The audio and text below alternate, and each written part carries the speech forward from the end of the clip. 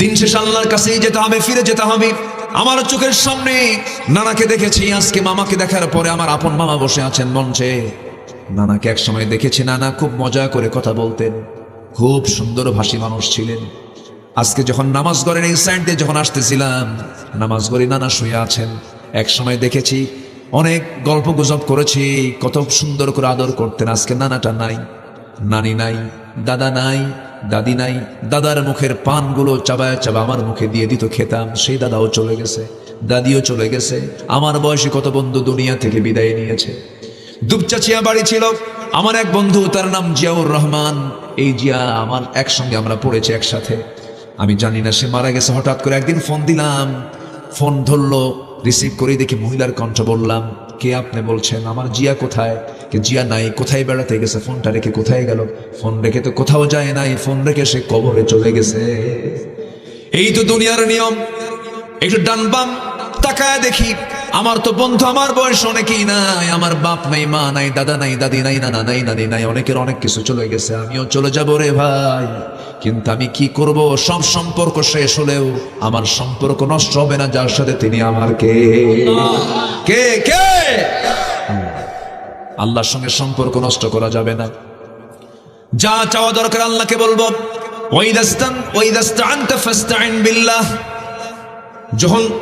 যখন তোমার চাওয়া দরকার আল্লাহর কাছেই চাও। জুতার ফিতা ছিঁড়ে গেছে, আল্লাহর কাছে বলো। যে কোনো সমস্যা তুমি আল্লাহর কাছে বলো, সব অভিযোগ তুমি আল্লাহকে দিয়ে দাও। আল্লাহর কাছে সব প্রার্থনা তুমি করো, সকল চাহিদা পূরণ করার একমাত্র যোগ্যতা কার? আল্লাহকে বলবো আমরা। আমার বন্ধুগণ, আল্লাহ রাব্বুল আলামিন এই প্রথম আকাশে চলে আসেন প্রত্যেক রাত্রিতে। জোরে কোন সুবহানাল্লাহ। সাত আকাশ কোথায় আর প্রথম আকাশ কোথায়? কত দূর! সে আরশে আজিম থেকে প্রথম আকাশে এসে তিনি আরো বেশি দূরে আসেন। আমরা দুনিয়াতে আছি, আল্লাহ তাআলা 7 গুণ বেশি আমার কাছে আসেন। 7টা আকাশ থেকে তিনি চলে আসেন দুনিয়ার আকাশে, এসে বলেন, আলা মিন মুস্তাগফিরিন ফাগফির আলাহ। কোন ক্ষমা প্রার্থী আছে আমার কাছে ক্ষমা চাবে, আমি তাকে ক্ষমা করে দেব। আল্লাহ কত সুন্দর করে ক্ষমা করার জন্য রেডি হয়ে আছে। কিন্তু আমরা ঘুম থেকে জায়গা পাই না, নামাজ পড়ি না, আল্লাহকে পাত্তা দেই না, আল্লাহকে স্মরণ করি না। এর চাইতে বড় নাশকর বান্দা কি হতে পারে? সবার আগে আমরা যোগাযোগ করব যার সাথে তিনি আমার কে বিহি আইয়ুসাল। আমরা সম্পর্ক রাখবো কার সাথে? আল্লাহর সাথে। দুনিয়ার সবাই ফাঁকি দিতে পারে, আল্লাহ ফাঁকি দিবেন না। দুনিয়ার সবাই আমাকে ছেড়ে যেতে পারে, কিন্তু আল্লাহ আমাকে ছেড়ে যাবেন না। বউ স্বামীকে রেখে চলে যায়, আবার আসে না নাই বলে? আবার স্বামী বউকে ছেড়ে দিয়ে অন্যের সঙ্গে যায়, আসে না নাই? আছে। কিন্তু আমার আল্লাহ তার বান্দাকে কখনো ছাড়বেন না। আল্লাহ আমাকে কখনো ভুলবেন না। আল্লাহ আমাকে একটা বারের জন্য ভুলে যাবেন না। তবে হ্যাঁ, আল্লাহ ভুলে যাবেন সেই সময় যখন আমি ভুলে যাব।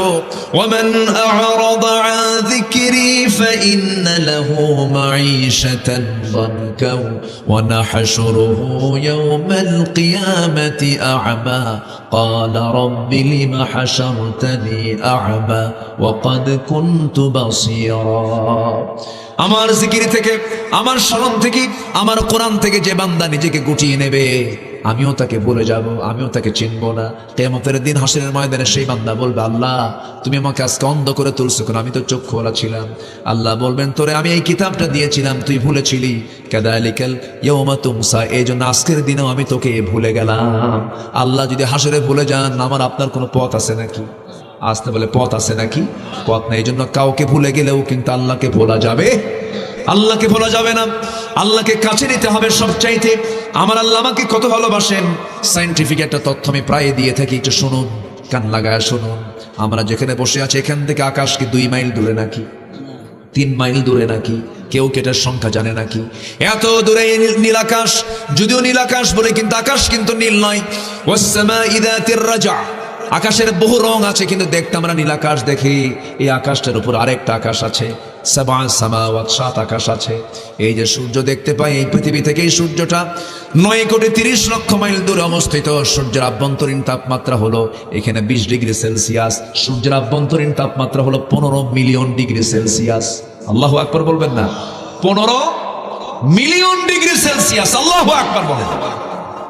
মিলিয়ন, কোটি না, 15 মিলিয়ন ডিগ্রি সেলসিয়াস তাপমাত্রা হচ্ছে এই সূর্যের। সেখান থেকে মাত্র 20-25 দিনের বেলা 26-27 ডিগ্রি সেলসিয়াস তাপমাত্রা থাকে। এটাকে এত দূরে আল্লাহ পাক রেখে দিয়েছেন সূর্যকে। আল্লাহু আকবার বলেন। ওই সূর্যের চাইতে আবার তারকাগুলো আছে, ওই তারকাগুলো সূর্যের চাইতে শুধু 1 গুণ 2 গুণ বড় নয়। ব্যাটেল জয়িস একটা তারকা আছে সূর্যের চাইতে 33 কোটি গুণ বড়। মনে হয় খুব একটা বড় হয়নি, মনে হয় নাকি? জোরে বলেন না ভাই, আর একটু জোরে বলেন। একটা দুইটা তারকা নয়, এক একটা গ্যালাক্সির ভিতরে কোটি কোটি গ্যালাক্সির ভিতরে, এক একটা গ্যালাক্সির মধ্যে কোটি কোটি তারকাগুলো আল্লাহ রাব্বুল আলামিন রেখে দিয়েছেন। অসংখ্য তারকা। মানুষ চাঁদে গেছে, নীল আর্মস্ট্রংরা মানুষ মঙ্গল গ্রহে চলে গেছে। মানুষ যদি মনে করে মঙ্গল গ্রহ দেখলাম, চাঁদও দেখলাম, সূর্যের কাছে তো যাওয়া সম্ভব না, কারণ সূর্যের আভ্যন্তরীণ তাপমাত্রা হলো 15 মিলিয়ন ডিগ্রি সেলসিয়াস। থাকবে মানুষ? যাবে কেমনে? থাকাই তো সম্ভব, যাওয়াই তো সম্ভব না। কিন্তু যদি মনে করে একটু তারকার দেশ দেখতে যাব, পৃথিবীর সবচাইতে তারকার দেশ হলো নিকটবর্তী হলো প্রক্সিমা সেন্ট্রাই। প্রক্সিমা সেন্ট্রাই যদি কেউ যেতে চায়, এই দুনিয়ার কোনো যানবাহন হলে চলবে না, তাকে নভোযানে চড়তে হবে। নভোযানে যদি চড়ে কেউ রওনা দিয়ে দেয়, পৃথিবীর বর্তমানে সবচেয়ে দ্রুতগামী নভোযান হলো অ্যাপোলো 11, যার ঘন্টার গতি হলো 39,000 কিলোমিটার। 39,000 কিলোমিটার বেগে যদি রওনা দিয়ে দেয়, ওই তারকার দেশ, পৃথিবীর সবচেয়ে নিকটবর্তী তারকার দেশে তারা যেতে সময় লেগে যাবে 1,15,000 বছর মাত্র। যাবেন কারা কারা? হাত তোলেন।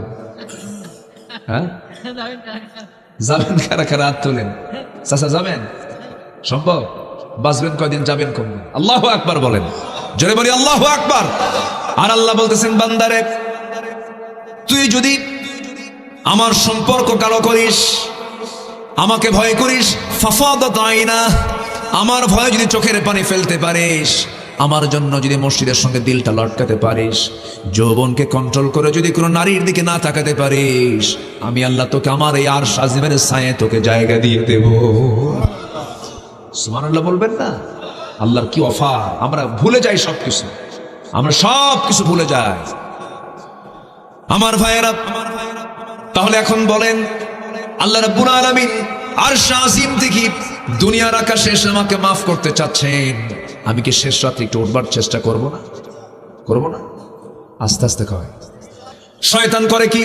ফজর আগ দিয়ে সে বান্দার কাছে এসে শিওরে বসে মাথার চুলগুলো টেনে টেনে দেয়, মেসেজ করে দিয়ে বলে, আলাইকা লাইলুন তাবিল, আলাইকা লাইলুন তাবিল, তোমার রাত বড় লম্বা, ঘুমাও ঘুমাও। ওই সময় শয়তান 3টা গিট মেরে দেয়, 3টা গিট মেরে দিয়ে চলে যায়। গিট মারা বোঝেন তো? গিট কি এলাকায় কি কয়? গিট্টু মারে, গিট্টু। বগুড়ার ভাষা তো বগুড়াই। আলহামদুলিল্লাহ বলেন। আমার নবীজি বলেন, ওই 3টা গিট যদি ছুটাতে চাও, 3টা আমল করবে। ঘুম থেকে তুমি বিছানা থেকে তোমার পিঠটা সরায় নেবে, আলহামদুলিল্লাহিল্লাযী আহইয়ানা বা'দা মা আমাতানা ওয়া ইলাইহি নুশুর। দোয়া শেষ হলো, উঠে বসলে একটা গিট তো ছুটে গেল, কিট্টু একটা গিট ছুটে গেল। নাম্বার 2 হলো ওযু বানাবেন, 2 নাম্বার গিট ছুটে গেল। নামাজের জন্য মসজিদ থেকে মসজিদের দিকে রওনা দিলেন, নামাজে দাঁড়ালেন, 3টা গিট ছুটে গেছে। আগামী 24 ঘন্টা শয়তান ওই বান্দার কাছে আসার সাহস হারিয়ে ফেলে। জোরে বলে সুবহানাল্লাহ। সবাই কি নামাজ পড়তে রাজি আছে তো ইনশাআল্লাহ? আল্লাহ রাব্বুল আলামিন বলেন, আফামান ইয়া'লামু আন্নামা উনজিলা ইলাইকা মির রাব্বিকাল হাক্কু কামান হুয়া আ'মা ইন্নামা ইয়াতাযাক্কারু উলুল আলবাব। জোরে বলুন আল্লাহু আকবার। আরেক জায়গায় মহান রব্বুল আলামিন বলেন, ইন্না ফি খালকিস সামাওয়াতি ওয়াল আরদি ওয়া ইখতিলাফিল লাইলি ওয়ান নাহার লাআয়াতিন লিউলিল আলবাব। জোরে বলুন আল্লাহু আকবার। আসমান সৃষ্টিতে, জমিন সৃষ্টিতে, দিন এবং রাতের আবর্তনে যারা চক্ষুষ্মান, যারা বিবেকওয়ালা, যারা বিবেকবান, তাদের মধ্যে অনেক কিছু শেখার আছে, যেটাকে ইংলিশে কমন সেন্স বলা হয়। কি সেন্স? Common sense. বিবেক থাকতে হবে। যে বিবেককে হারিয়ে ফেলবে সে ঈমানকে হারিয়ে ফেলবে। আল্লাহ রাব্বুল আলামিন এই জন্য উলুল আলবাব প্রয়োগ করেছেন। গরু কি করে?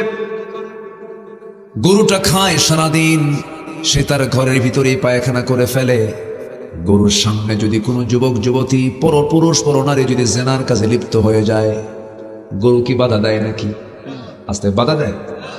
আর মানুষের চোখের সামনে আমরা অবলীলায় দেখতে পাচ্ছি বিভিন্ন পার্কে পার্কে পরপুরুষ পরনারী তারা মিলিত হচ্ছে, মানুষও কিছু কয় নাকি? কয় না। তাহলে গরু আর মানুষের মধ্যে তফাৎ কি বলে? তফাৎ আছে নাই তো। তাহলে মানুষকে কথা বলতে হবে, আর গরুর বোঝার কোনো ক্ষমতা নাই। একটু কান লাগাবেন। আল্লাহ রাব্বুল আলামিন বলেন, উলুল আলবাব কারা আল্লাযীনা ইয়াযকুরুনাল্লাহা কিয়ামান ওয়া কুউদান ওয়া আলা জুনুবিহিম ওয়া ইয়াতাফাক্কারুনা ফী খালকিস সামাওয়াতি ওয়াল আরদ রব্বানা মা খালাকতা হাযা বাতিলান সুবহানাকা ফাকিনা আযাবান নার। জোরে বলুন আল্লাহু আকবার। আমার বন্ধুগণ, ইমানদার যারা তারাই বিবেকবান হবে, বিবেকবান যারা তারা ইমানদার হবে। আল্লাহ রাব্বুল আলামিন বিবেকবানদের কিছু চিত্র তুলে ধরেছেন। 9টা দিক বৈশিষ্ট্য যার মধ্যে পাওয়া যাবে সে হলো বিবেকবান। আল্লাহ রাব্বুল আলামিন বলেন, উলুল আলবাব কারা? 19 নম্বর আয়াত শেষ হয়েছে, কিন্তু কথা শেষ হয় নাই। আল্লাহ রাব্বুল আলামিন বলেছেন, আল্লাযীনা যারা, আল্লাযীনা ইউফুনা বিআহদিল্লাহি ওয়া লা ইয়ানকুদুনাল মিসাক والذين يصلون ما أمر الله به أن يوصل ويخشون ربهم ويخافون سوء الحساب। জোরে বলুন আল্লাহু আকবার। 9টা বৈশিষ্ট্য যাদের মধ্যে পাওয়া যাবে তারা হচ্ছে উলুল আলবাব, বিবেকবান। আমার কথা কি বুঝতে পারছেন সবাই? কষ্ট হচ্ছে না তো? বলি আলহামদুলিল্লাহ। আমি এই মুরব্বীকে দেখেছি আজ থেকে আরো 25 বছর আগে। কত বছর? 25 বছর আগে। তখন তার দাড়ি এত পাকে নাই, কাঁচা ছিল। আমি তখন ছোট ছিলাম। আজকে মানুষ বেঁচে থাকলে দেখা হয়, 25 বছর আগে দেখা মানুষকে মনে হয় আজকেই দেখলাম, তাই না? এর মাঝে তো আর দেখা হয়নি মনে হয়। রিপন সাহেব আপনার জামাই? হ্যাঁ হ্যাঁ নাকি? রিপন আপনার জামাই না? রিপন সাহেব আপনার জামাই? জি, অনেক আগে দেখা হয়েছে। জি আলহামদুলিল্লাহ, বেঁচে থাকলে দেখা হয়। আজকে কি যৌবন ছিল, সব পেকে গেছে, দাড়ি পাকছে, তারপরে দাঁতগুলো পড়ে গেছে। এটাই তো জীবন ভাই। জীবন তো একটা বিশাল শেখার জায়গা। কিন্তু গরুর সামনে পরপুরুষ পরনারী জেনা করলো, গরু কিছু বলবে? কিন্তু মানুষের বলার দরকার আছে না নাই? মানুষ কিছু বলে না। অন্যায়কে অন্যায় বলে না, ন্যায়কে ন্যায় বলে না, হককে হক বলে না, বাতিলকে বাতিল বলে না। বিবেকবান কারা? এই 9টা স্বভাব আমরা আজকে একটা একটা করে শুনবো। আমি যতক্ষণ আছি, আমাকে সময় দিচ্ছেন তো নাকি? ইনশাআল্লাহ। যে আল্লাহ কবুল করুন, জোরে বলি আমিন। আমরা চিন্তাশীল হব। আল্লাহ পাক আমাকে চিন্তা করার চিন্তা শক্তি দিয়েছেন। গবেষক হব, গবেষণা করার শক্তি দিয়েছেন। কে দিয়েছেন? কে দিয়েছেন? আল্লাহ দিয়েছেন। গবেষণা করলে পরে, চিন্তা করলে পরে চোখে আপনা আপনি পানি চলে আসবে, আল্লাহর প্রতি মহাব্বতটা বেড়ে যাবে, আল্লাহর মহত্ব বোঝা যাবে। আমার বন্ধুগণ, আল্লাহ রাব্বুল আলামিন জিকির শুধু করতে বলেন নাই, ফিকিরও করতে বলেছেন। ইয়াযকুরুন ওয়া ইয়াতাফাক্কারুন, জিকির করো, ফিকির করো, চিন্তা করো, গবেষণা করো। আল্লাহর সৃষ্টি নিয়ে একটু চিন্তা করে দেখো না। আমার আল্লাহ যা কিছু সৃষ্টি করেছেন, চোখের সামনে যা কিছু দেখো, সব তুমি মানুষ তোমার জন্য তিনি সৃষ্টি করেছেন। হুয়াল্লাযী খালাকা লাকুম মা ফিল আরদি জামিআ, যা দেখতে পাও সব তুমি মানুষ, তোমার জন্য সৃষ্টি করা হয়েছে। জোরে বলে সুবহানাল্লাহ। আমার ভাইরা, যে সূরার নামটা আমরা শুনলাম, এই সূরাটার নাম হলো রাআদ, যার অর্থ হলো বজ্রপাত। মেঘে মেঘে ঘর্ষণে যে বিজলি চমকায়, এই মেঘটা আকাশে আল্লাহ পাক শূন্যের মধ্যে ঝুলায় রেখেছেন। এর কিন্তু ওজনও আছে। কি আছে? মাইকোলা কোথায়? একটু কেমন একটা এক্সট্রা আওয়াজ আসছে, ওটা একটু ক্লিয়ার করেন। ইকো খুব দরকার নাই, একটু স্বাভাবিক রাখেন। মেঘের যে ওজন আছে, এটা আমি জানতাম না। আমি কাতার থেকে আসতেছিলাম, ঢাকা ফেরার পথে বিমান যখন 30-35 হাজার ফিট উপরে দিনের বেলা সূর্যের কিরণ পড়ছে, আমি নিচের দিকে তাকায় দেখি বিশাল এই মেঘের একটা মেঘমালার খণ্ড, বিশাল মাইলকে মাইল। ভাবলাম যে এগুলো কেমনে রাখছে আল্লাহ, এর ওজন আছে নাকি? পরে খুঁজে দেখি নম্বর নামে কিছু মেঘমালা আছে যাদের ওজন টনকে টন ওজন। কেউ তো সুবহানাল্লাহ বলবেন। এগুলো কি ভেঙে পড়ছে কোনোদিন? কে ঝুলায় রেখেছে? আল্লাহ।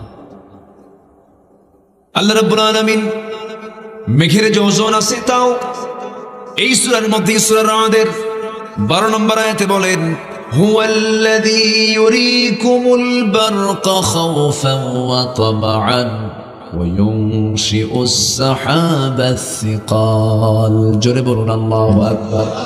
আল্লাহ তাআলা আকাশে মেঘগুলোকে ঝুলায় রেখেছেন যার ওজন আছে, যার কি আছে? ওজন আছে। এই শীতকালে বৃষ্টি হয় না বলে আমরা লক্ষ্য করি, দেখবেন পুষ্করিণীর পানি বাড়ে না কমে? এই শীতকালে কমে না বাড়ে? কমে। আমার আপনার বাড়ির সামনে জোলা, আবার কিছু দেখবেন টুকটাক কিছু পানি যেগুলোতে থাকে সেখান থেকে পানিটা কমে যায়। এই পানিগুলো কমে না বাষ্পীয় হয়? কি হয়? বাষ্পীয় হয়ে যায়। পানিগুলোকে আল্লাহ রাব্বুল আলামিন পিউরিফাই করেন, ফিল্টারিং করেন, সুন্দর করে উত্থিত করেন। আল্লাহ রাব্বুল আলামিন আকাশে তুলে নেন, বাষ্পীয় আকারে মেঘ বানান। মেঘখণ্ডকে আবার বায়ু প্রবাহ করে সুন্দর করে এটাকে বিভিন্ন জায়গায় এটাকে ছড়ায়া দেন।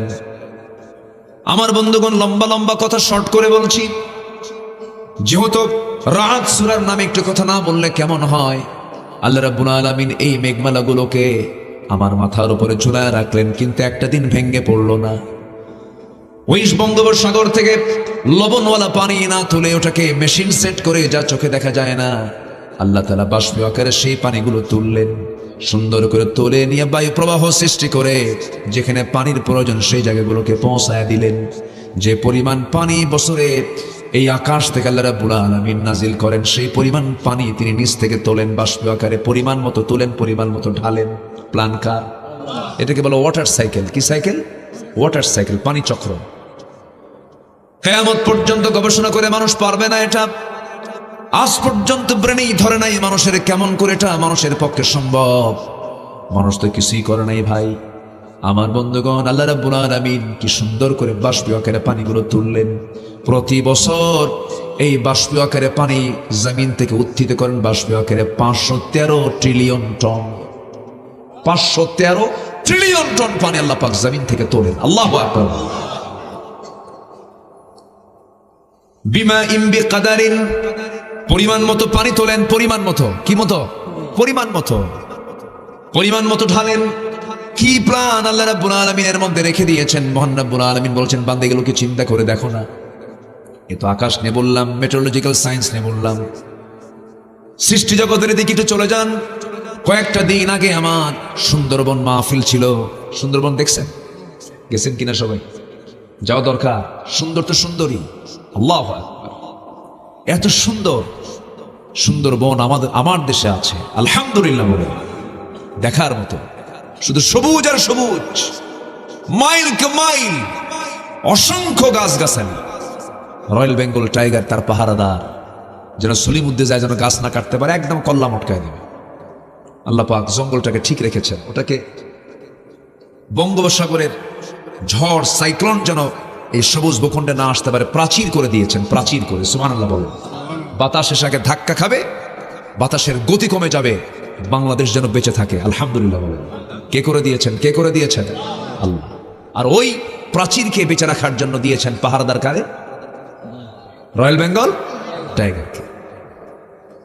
আমার বন্ধুগণ, ওই সুন্দরবনের ভিতরে আল্লাহ রাব্বুল আলামিন একটা ফ্যাক্টরি দিয়েছেন।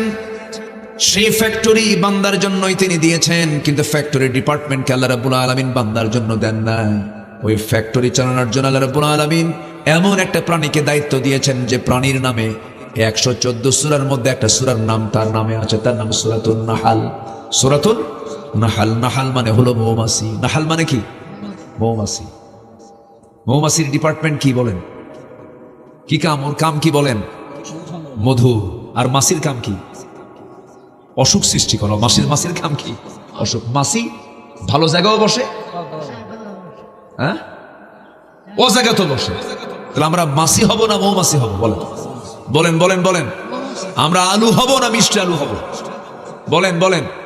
মিষ্টি আলু। মিষ্টি আলু শুধু লবণ দিয়ে খাওয়া যাবে, অন্য কোথাও এটা ইউজ করা যাবে না। আর গোল আলু, চপ থেকে শুরু করে নিয়ে এমন কোন জায়গা নাই যেখানে আলু নাই, সব জায়গায় চলে। সব জায়গায় কি চলা যাবে? ইমানদার কি সব জায়গায় চলবে? ইমানদার হবে মাছির মতো না মৌমাছির মতো? মৌমাছির মতো। এই মৌমাছিকে আল্লাহ রাব্বুল আলামিন ফ্যাক্টরিতে রেখে দিয়েছেন। কোন ফ্যাক্টরি? যে ফ্যাক্টরিতে পৃথিবীর সমস্ত রোগের ঔষধ তৈরি হয়, এমন ফ্যাক্টরি মহান রাব্বুল আলামিন দায়িত্ব দিয়েছেন মৌমাছিকে। এই মধু নিয়ে কিয়ামত পর্যন্ত গবেষণা হবে। 1973 সালে একজন বড় বিজ্ঞানী গবেষণা করেছেন, কিছু তথ্য বের করেছেন। আমার কথা কি বিরক্ত হচ্ছেন নাকি?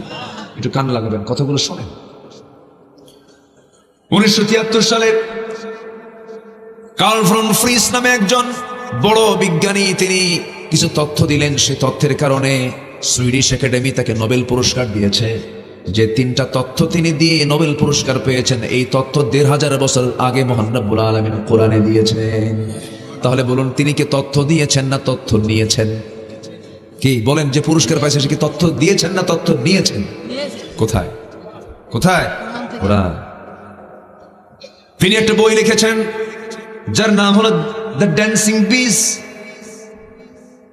এই বইয়ের মধ্যে তিনি 3টা তথ্য দিয়েছেন। নাম্বার 1 হলো মধুগুলো সংগ্রহ করে কোনো পুরুষ মৌমাছি নয়, মহিলা মৌমাছি, রানী মৌমাছি, তারা মৌচাকে মধুগুলো সংগ্রহ করে। আল্লাহ রাব্বুল আলামিন আজ থেকে 1500 বছর আগে মহান রাব্বুল আলামিন সুন্দর করে তথ্য দিয়েছেন। ওয়া আওহা রাব্বুকা ইলান নাহলি আনিত্তাখিদি মিনাল জিবালি বুয়ুতা। আনিত্তাখিদি মুযাক্কার নয়, মুয়ান্নাস এটা। রানী মৌমাছিকে আল্লাহ রাব্বুল আলামিন ইঙ্গিত দিলেন, ওহী দিলেন, গাছের ডালে পাহাড়ের পাদদেশে সুন্দর করে বাসা প্রস্তুত করো। এই যে রানী মৌমাছিকে, মহিলা মৌমাছিকে ইঙ্গিত দিলেন। এখন বলুন, ওই কার্ল ভন, ওই বিজ্ঞানী তথ্য গবেষণা করে প্রমাণ করেছেন না তথ্য নিয়েছেন? কোরআন থেকে নিয়েছেন। নাম্বার 2 হলো মৌমাছি যখন কোন মৌমাছির চোখে যখন কোন ফুলের বাগান যখন ধরা পড়ে যায়, একটা মৌমাছি যদি জেনে যায়, সঙ্গে সঙ্গে এক ঝাঁক মৌমাছিকে ওই জায়গা থেকে সে ইঙ্গিত দিয়ে দেয়, সিগন্যাল, মেসেজ দিয়ে দেয়। কি দিয়ে দেয়? মেসেজ দিয়ে দেয়। এই মেসেজকে ওয়াগল ড্যান্স বলেছেন ওই বিজ্ঞানী। অথচ এই পুরাতন তথ্য 1500 বছর আগে মহান রব্বুল আলামিন বিশ্ববাসীকে কোরআনের মাধ্যমে জানাইয়া দিয়েছেন। আল্লাহ রব্বুল আলামিন বলেন, ثم كلي من كل الثمرات فاسلكي سبل ربك ذللا। জোরে বলুন আল্লাহু আকবার, আল্লাহু আকবার। কি কথা, কি অত্যাশ্চর্য তথ্য কোরআন দিচ্ছে। নাম্বার 3 হলো ওই বিজ্ঞানী বলতেছেন, নিখুঁত করে গবেষণার মধ্য দিয়ে বলতেছেন, প্রত্যেকটা মৌমাছি তার পেট থেকে মধুগুলো বের করে। মধু বের হয় মূলত মৌমাছির পেট থেকে। মৌমাছি যখন কোনো ফুলে ফলে পড়ে, সে তখন সঙ্গে সঙ্গে এটা খেয়ে নেয়, পেটে রাখে। এরপরে মৌচাকে এসে পেট থেকে বের করে সেটাই হয়ে যায় মধু। সুবহানাল্লাহ। এটা বিজ্ঞান বলছে, কোরআন বলছে 1500 বছর আগে। একটু মনোযোগ দিয়ে শুনবেন আলেম ওলামারা। ইয়াখরুজু মিন বুতুনিহা শারাবুন মুখতালিফুন আলওয়ানুহু ফীহি শিফাউন লিন-নাস ইন্না ফী যালিকা লাআয়াতান লিকাওমিন ইয়াতাফাক্কারুন। ইয়াখরুজু বের হয়, মিন বুতুনিহা মানে ওই মহিলা মৌমাছির, রানী মৌমাছির পেট থেকে বের হয় শারাবুন পানীয়। শারাবুন ওই সমস্ত পানীয় যেগুলো মুখতালিফুন আলওয়ানুহু নানা রং বেরঙ্গের, আলওয়ানুহু নানা রং বেরঙ্গের পানীয় বের হয়, মধু বের হয়। ফিহি যার মধ্যে শিফাউল লিন-নাস, এই গোটা পৃথিবীর মানবতার জন্য মরা ছাড়া সমস্ত রোগের ঔষধ যার মধ্যে মজুদ আছে। এটা আস্তে কন সুবহানাল্লাহ, জোরে বলুন না ভাই সুবহানাল্লাহ। এমন কোন রোগ নাই যে রোগের ঔষধ আল্লাহ রাখেন নাই। যারা বলে ক্যান্সারের অ্যান্সার নাই, শিরকের কথা এটা, এটা শিরক। কে বলেছে অ্যান্সার নাই? অ্যান্সার আছে কার কাছে? আমার 2 চোখ সাক্ষী। 2009 সালে আমি হজে গিয়েছিলাম। ইউরোপিয়ান এক নাগরিক হারামের পাশে জাস্ট মক্কা, আমি মক্কায় তখন, এটা হবে কয় নাম্বার গেটে, মক্কার পাশে বাইরের সাইডে জমজমের কিছু কল আছে, ট্যাপ আছে, তো সেখানে দাঁড়ায়া খায় সামান্য আর শুধু দেহে ঢালে, জমজম ঢালতেছে। আমি ভাবলাম এটা একটু অপচয় অপচয় মনে হচ্ছে। আমি তাকে গিয়ে বললাম, ভাই আপনি এরকম করতেছেন কেন? জমজম তো আপনি বোতলে নেন অথবা নিয়ে যান, সমস্যা নেই, কিন্তু গায়ে ঢালতেছেন কেন? তো উনি আমার দিকে থেকে আসে, তুই আরবিও বোঝে না। পরে আমি দেখলাম যে মনে হয় ইংরেজি বলতে পারে। আমি কিছুক্ষণ তার সঙ্গে কথা বললাম, বুঝলাম উনি বলতেছে আমার একটা প্রবলেম, আমি এটা করছি কেন, 20 দিন আগে আমি এসেছি মক্কায়, আমার স্কিন ক্যান্সার, আমি জমজমকে ওষুধ মনে করে আমি এটাকে ইউজ করছি, খাচ্ছি, পান করছি এবং ইউজ করছি। আমি বড় ভাগ্যবান, আমি এই ওষুধের রেজাল্টও পেয়েছি। গত 2 দিন আগে চেক আপ করে দেখি আমার স্কিন ক্যান্সারের কোনো কোষ আমার দেহে আর নাই। সমস্ত পানি পান করতে হয় বসে বসে, জমজমের পানি পান করতে হয় দাঁড়িয়ে দাঁড়িয়ে। আল্লাহুম্মা ইন্নী আসআলুকা ইলমান নাফিআ ওয়া রিজকান ওয়াসিআ ওয়া শিফাআন মিন কুল্লি দাইন। সমস্ত পানি পান করলে পরে তৃষ্ণা নিবারণ হয়, জমজম কূপের পানি পান করলে পরে তৃষ্ণাও নিবারণ হয়, ক্ষুধাও নিবারণ হয়ে যায়। আজোয়া খেজুর, সহিহ হাদিস আসছে, জাজোয়া খেজুর রাসূল খুব পছন্দ করতেন। যদি কোনো বান্দার প্রত্যেক সকালে খালি পেটে যদি 7টা করে 7টা দিন খেতে পারে, তার কাছে যত প্রকার অনিষ্টতে আসুক না কেন, সমস্ত ওয়াসওয়াসা থেকে আল্লাহ রাব্বুল আলামিন তাকে পানাহা দিয়ে দেন। জোরে বলেন সুবহানাল্লাহ। তাকে মুক্ত করে দেন, সুস্থ করে দেন। আল্লাহু আকবার। এই যে মধুটা, আমার দেশের যত জায়গার মধু আছে এর মধ্যে শ্রেষ্ঠ মধুর জায়গা হলো কোন বন বলেন? এটা কারণ আছে, এটা সুন্দর হওয়ার কারণ আছে। এই সুন্দরবনের এরিয়া বিশাল বড়, হাজারো গাছ গাছালি, হাজারো ফুল ফল সেখানে আছে। সেখান থেকে মধুগুলোকে সংগ্রহ করে মৌমাছি নিয়ে আসে। আমার বন্ধুগণ, এই এলাকায় মধুর দাম কেমন জানি না। 1 কেজি মধুর দাম কত বলেন? মধু খান না মনে হয় নাকি? বলেন না, মধু কেমন দাম? কেমন দাম? তাহলে তো মনে হয় ঠিক নাই। ওর মধ্যে মনে হয় এশিয়ার মিষ্টিও ঢুকছে কিছু। কি কথা কি বুঝতেছেন আপনারা? আমরা এতটাই সন্দেহ প্রবণ, আমরা এতটাই ভেজাল হয়ে গেছি, মৌচাক না দেখা পর্যন্ত 1000 বার বলেও যদি বলা হয় ভাই এটা খাঁটি, বিশ্বাস হবে না। কারণ আমি নিজেই তো খাঁটি না। আমি কি ভুল বলতেছি? ভালো হবে কেমনে দেখেন আমার বন্ধুগণ, পৃথিবীর কোনো মানুষ মধুকে টাকা দিয়ে মূল্যায়ন করতে পারবে না, টাকা দিয়ে মধু কিনতে পারবে না। যদি শ্রমের দিকে চিন্তা করা যায়, সায়েন্স বলতেছে 550 মৌমাছি 20 লক্ষ ফুলের উপরে না যাওয়া পর্যন্ত 1 পাউন্ড মধু তৈরি হয় না। 550 মৌমাছি 20 লক্ষ ফুলে তার ভ্রমণ করতে হয় আগে। প্রতিটি মৌমাছির জন্য 80,000 কিলোমিটার পথ পাড়ি দিতে হয়। 14.5 লক্ষ কিলোমিটার পথ পাড়ি দিলে পরে 1 পাউন্ড মধু তৈরি হয়, যা গোটা পৃথিবী 3 বার ঘুরে আসা সম্ভব হবে। এখন বলুন, মধুর কেজি কি 1000 হয় নাকি? পৃথিবীর কেউ দাম দিতে পারবে নাকি? এমন সুন্দর করে প্রস্তুত করলেন যে মধুমোহন রাব্বুল আলামিন। সেই মধুর ভিতরে যারা ভেজাল দেবে, আমি তো মনে করি তার ফাঁসি একবার না, বারবার ফাঁসি হওয়া দরকার, ঠিক কিনা? কত বড় অপরাধ এগুলো, খাদ্যে ভেজাল দেওয়া। এই যে রমজান আসতেছে, তৃপ্তি ভরে একটু গরমে কি করবে, কি খাবে? ওই যে লাল হয় যে কি ফল এটা না, তরমুজ। এই তো তরমুজ, তরমুজ যে খাবে, তরমুজের ভিতরে লাল নাই, করে কি জানেন? কি করে? 1000 পাউন্ডের রং ঢুকায় দেখে রোজা ঠিক করে। কি ঠিক কর? রোজা ঠিক কর। এগুলো যারা করে এদের ধরে ধরে হাত পা ভেঙে পুরো করে দেওয়া দরকার। কত বড় অপরাধ এগুলো, আল্লাহর কি নিয়ামত, আর সেই নিয়ামতের মধ্যে এগুলো ঢুকায় দিচ্ছে। হারামের কোনো আরাম হবে না, এগুলো করা ঠিক না। এই মৌমাছি নিয়ে যদি আমি আরো 1 ঘন্টা কথা বলি, সূরার নাম তেমনি সূরাতুন নাহল দেন নাই।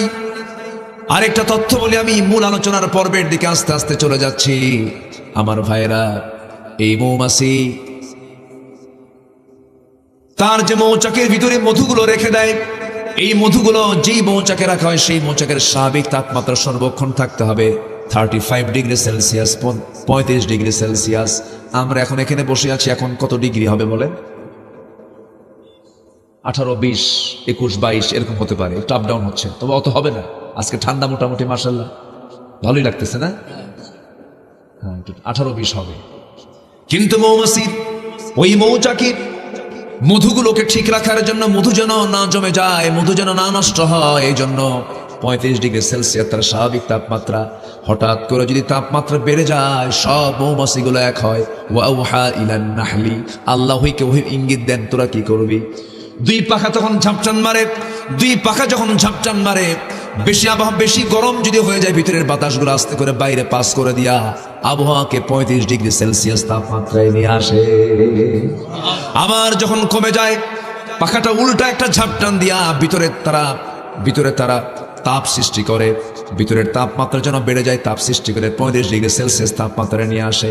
এমন করে সুন্দর করে যত্ন করে মৌচাকের ভিতরে বান্দার ওষুধ রেখে দিয়েছেন মৌমাছির মাধ্যমে, তিনি আমারকে। আবার ওই মৌচাকের দরজার ভিতরে দাঁড়ায়া থাকে পুলিশ মৌমাছিগুলো, র্যাব, চিতা, কোবরা, স্পেশাল ফোর্স দাঁড়ায়া থাকে অস্ত্র হাতে নিয়ে। যদি কোনো কর্মী মৌমাছি, ফিমেল ওয়ার্কার বিগুলো যখন মধু নিয়ে আসে, পায়ে যদি কোনো জীবাণু থাকে, পায়ে যদি কোনো ময়লা থাকে, সেই সময় 4-5টা পুলিশ মৌমাছি একসঙ্গে তাকে ধরে কামড় মেরে দুনিয়া থেকে বিদায় করে বলে, খবরদার, ময়লা পা নিয়ে ভিতরে ঢুকবি, মধু নষ্ট হবে। আল্লাহ তাআলার ওই আয়াত মিথ্যা হয়ে যাবে বলে আমাদেরকে দায়িত্ব দেওয়া হয়েছে, তোকে কামড় মেরে দুনিয়া থেকে শেষ করে দেওয়া। আল্লাহ এত সুন্দর করে যত্ন করে এগুলো দিলেন, আর আপনি ভেজাল ঢুকাবেন, এশিয়ার শিরা ঢুকাবেন, আল্লাহ আপনাকে জাহান্নামের মধ্যে ঢুকায় যাবে। ঠিক কিনা?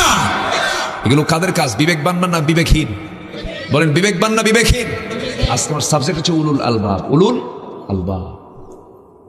কষ্ট হচ্ছে নাকি আপনাদের? 16 বছর ক্ষমতায় ছিল, বিবেক ছিল বিবেক? এই যে মাহফিলগুলো, ওরা যদি বাধা না দিত, কি আরামে থাকতো ওরা? আলেমদেরকে যদি সম্মান দিত, কি আরামে থাকতো ওরা? আমরা কি করছি ভাই বলেন তো? আমরা কোন ক্ষতিটা ওদের করেছিলাম বলেন? আমরা কি দেশ চালাইছি? তো জেল আমরা খাটবো কেন?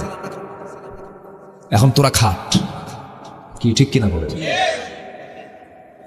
আমরা তো দেশ চালাই নাই, কোন দায়িত্ব পালন করো নাই, আমাদেরকে কেন জেলে ঢুকাইছো তোমরা? এ কি বিবেকবানের কাজ না বিবেকহীনের কাজ? বিবেকহীনের কাজ।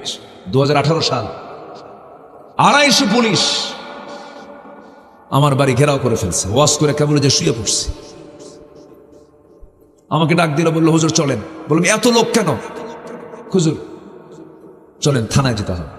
মানে বিশাল বড় সন্ত্রাসী তো আমি, যদি পালায় যাই। আলেমরা পালায় না, আলেমরা দেশেই থাকে। আমাদেরকে 16 বছর ধরে রাজাকার ট্যাগ লাগিয়েছিল, আমরা কেউ পাকিস্তান যাই নাই।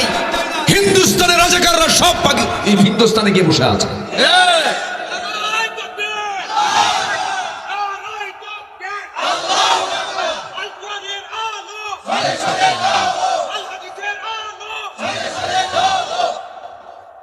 আমরা কেউ গেছি? পালাইছি আমরা? সম্মানিত ভাইয়েরা,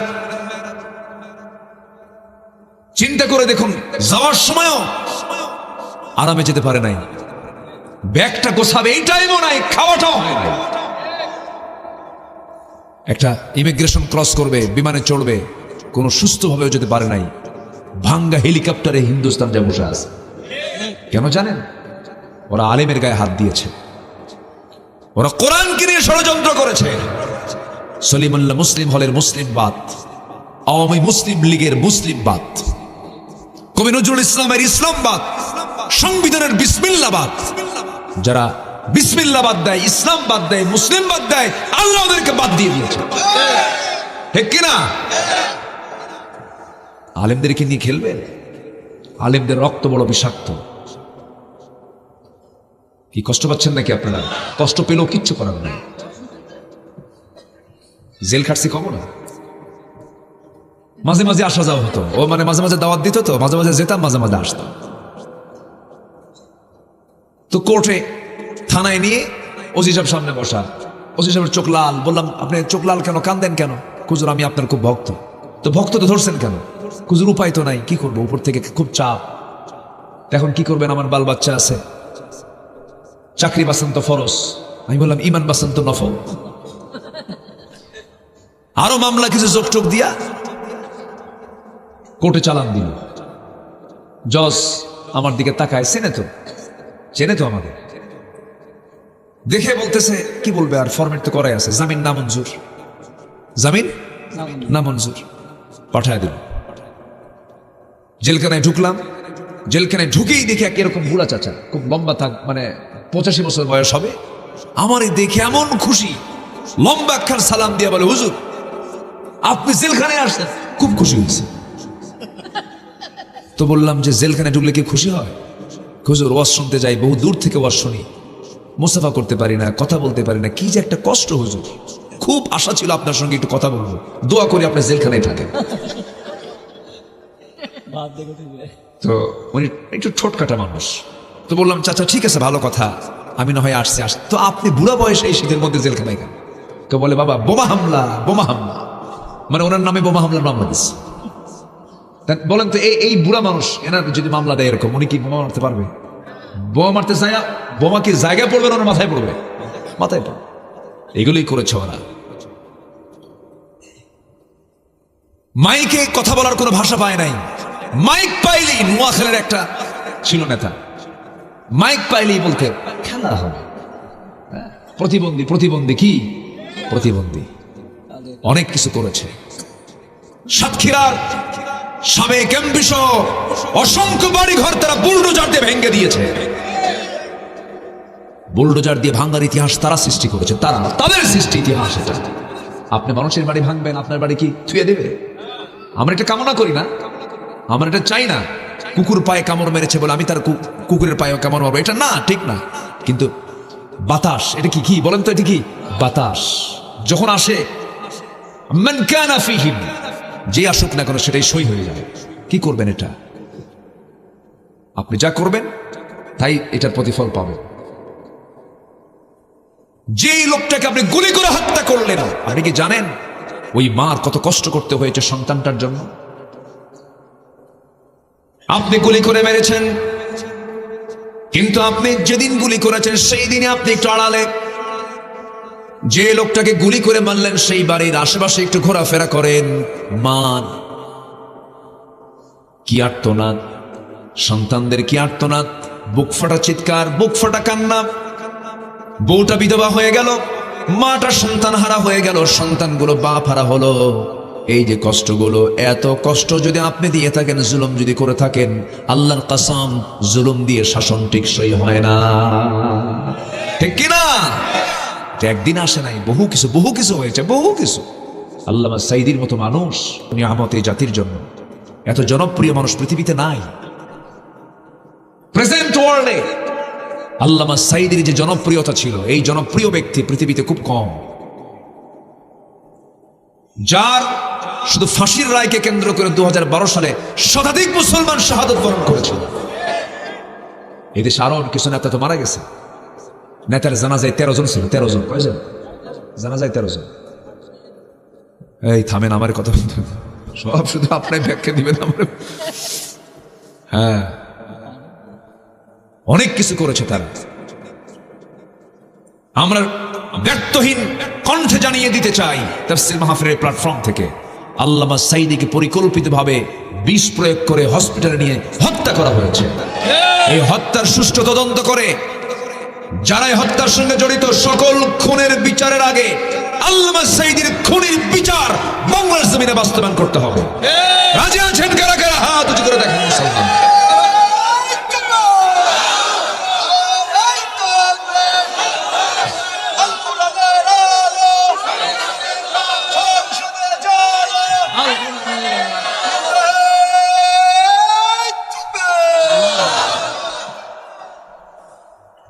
ভালোই তো দেখি, মাশাআল্লাহ। এটা কি আফগানিস্তান থেকে আসলো নাকি? ভাবসাব তো এরকমই মনে হচ্ছে। মাশাআল্লাহ। জি, আমি কি আলোচনা চালাবো? আমি তো এতক্ষণ ভাবছিলাম যে লোকজন কই, কিন্তু আপনারা যে এরকম সালাক তা তো বুঝি নাই। টাইম মতো সব হাজির হয়ে গেছে। বলি আলহামদুলিল্লাহ, জোরে বলি আলহামদুলিল্লাহ। শীতের তীব্রতা হঠাৎ করে আবার বাড়ছে না? মাঝখানে কমেছিল কিন্তু আবার বেড়ে গেছে। আপ ডাউন হওয়াতে মানুষ অসুস্থ হয়ে পড়ছে, ঠান্ডা জনিত কারণে বিভিন্ন রোগে রোগাক্রান্ত হচ্ছে। আল্লাহ তুমি সবাইকে শাফায়ে কামেলা আজেলা দান করো। অনেকে দোয়া চেয়েছে। তাহলে আজকে একটা ওষুধ দিয়ে দিলাম, কিন্তু মনে আছেন আপনাদের? এগুলো ব্যবহার করবেন, সব ঠিক হয়ে যাবে। কিন্তু ভেজাল কিছু করা যাবে না, কিন্তু ভেজাল কিছু খাওয়া যাবে না, করা যাবে না। ভালো থাকতে হবে। আমরা বিবেকহীন হব না বিবেকবান হব? বিবেকবান। বিবেকহীন হওয়া যাবে না। বিবেকহীন বান্দা জান্নাত পাবে না। বিবেকহীন দুনিয়াতেও ঘৃণিত, আখিরাতেও ঘৃণিত। এই জন্য বিবেকবান হতে হবে, দিলটা নরম হতে হবে। আর দিলটা নরম হলে পরে তার চোখে পানি আসবে। অভিনয় করা যাবে না। অভিনয় আল্লাহ পাক পছন্দ করেন না। আল্লাহ বলছেন, বান্দারে তুই আমাকে ভালোবাসবি, তুই আমার জন্য 1 হাত আগাবি, আমি তোর জন্য 10 হাত আগাবো। তুই হেঁটে আসবি, আমি তোর দিকে দৌড়া দৌড়া যাবো রে বান্দা। মাফ করার জন্য কে আছেন? আসতে বলবেন না, কে আছেন? আল্লাহ তো আমাকে মাফ করবেন, কিন্তু মাফ হওয়ার মতো, মাফ পাওয়ার মতো সেই ফরম্যাটে, সেই লেভেল আমাকে যেতে হবে। আমরা উলুল আলবাবদের অন্তর্ভুক্ত হব। আল্লাহ রাব্বুল আলামিন সুন্দর করে বলছেন, 9টা দিক যার মধ্যে পাওয়া যাবে সে হলো বিবেকবান। নাম্বার 1 হলো আল্লাযীনা ইউফু। আল্লাহ রাব্বুল আলামিন সুন্দর করে বলছেন, আল্লাযীনা ইউফুনা বিআহদিল্লাহি ওয়া লা ইয়ানকুদুনাল মিসাক। নাম্বার 1 হলো যারা আল্লাহর সঙ্গে কৃত অঙ্গীকার যারা ঠিক রাখবে। আল্লাহর সঙ্গে যে ওয়াদা করেছি, রুহের জগতে আলাস্তু বিরাব্বিকুম ক্বালু বালা, কালি বালা না, ক্বালু বালা। আমি ওখানে তখনই নিয়ত করছি যে আজকে ক্বালু বালা থেকে ওয়াজ হবে। ঠিক আছে না? কালিবালা কিসের? এটার নাম দিয়ে দিলাম ক্বালু বালা। ক্বালু, ওটা সেন্স হয়ে যাবে ইনশাআল্লাহ। যাক, সময় আসুক না। ইয়াসরিব যদি মদিনা হয়, কালিবালা কালুবালা হবে। ঠিক আছে না? আমার নবীজি কোন শিরকের নাম রাখেন নাই। ব্যক্তির নামে শিরক থাকলে চেঞ্জ করে দিতেন। আব্দুল শামস না, আব্দুর রহমান। ইয়াসরিব না, মদিনা। এক সাহাবী ভুল করে ইয়াসরিব বলেছেন, রাসূল বললেন, না তুমি বলো মদিনা, আবার বলো মদিনা, আবার বলো মদিনা। কয়বার? আর জীবনে ভুল করবি না। রাসূল বুঝায় দিলেন। নারায়ণগঞ্জ বারবার বলবেন, নারায়ণ নারায়ণ শব্দ আসবে। আপনি লক্ষ্মী লক্ষ্মী করবেন সারাদিন, লক্ষ্মীপুর লক্ষ্মীপুর আসবে। ঠিক কিনা? লক্ষ্মীপুরে তো লক্ষ্মীর পক্ষের লোক কম, কি ঠিক কিনা? এখন কি লক্ষ্মীপুরের লোক বেশি না আল্লাহর বান্দা বেশি? ঠিক আছে না? হ্যাঁ। কোন দিকে যে আমার আলোচনা, কোন দিক প্যাঁচ লাগায় যে সাম্প্রদায়িকের কথা বলে আল্লাহ জানে। এই ক্যামেরা তৈরি সব কিরামন কাতিবি, বুঝলেন? খুব চিন্তার বিষয়। এই প্যাঁচ পুছ লাগায় দিবেন না কিন্তু। এটা শিরক থেকে আমরা বাঁচতে চাই।